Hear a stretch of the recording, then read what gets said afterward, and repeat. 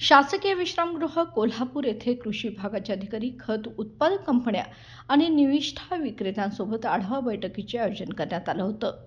शेतकऱ्यांचं हित डोळ्यासमोर ठेवून खत उत्पादक कंपन्यांनी कोणत्याही परिस्थितीत लिंकिंग होणार नाही याची दक्षता घ्यावी, तसेच लिंकिंग झाल्याचे आढळल्यास कृषी विभागाच्या अधिकाऱ्यांनी निविष्ठा विक्री केंद्राची तपासणी करून कायद्यानुसार कठोर कारवाई करावी, असे आमदार प्रकाश आंबेडकर यांनी सूचना केल्या आहेत.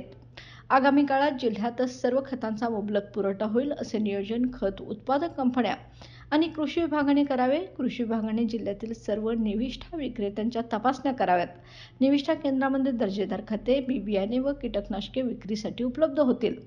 तसेच निविष्ठाबाबत कोणतीही तक्रार येणार नाही याची खबरदारी निविष्ठा विक्रेत्यांनी घ्यावी, अशा देखील सूचना आंबेडकरांनी केल्यात.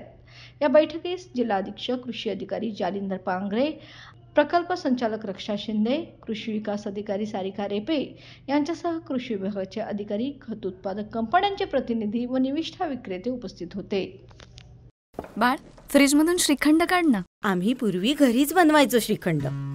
त्याची चवच वेगळी होती. आता काय सगळं रेडीमेड. आजी, हे श्रीखंड खाऊन बघ.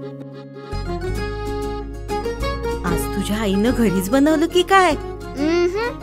हे आहे गोकुळचं श्रीखंड. अगदी जिभेवर रेंगाळणार. जिभेवरच नाही तर मनावरही रेंगाळणार. गोकुळ श्रीखंड, मनावर रेंगाळणार.